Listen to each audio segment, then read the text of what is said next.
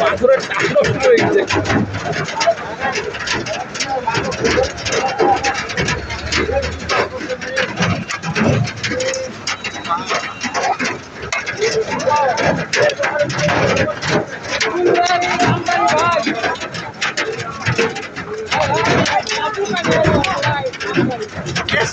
বিশাল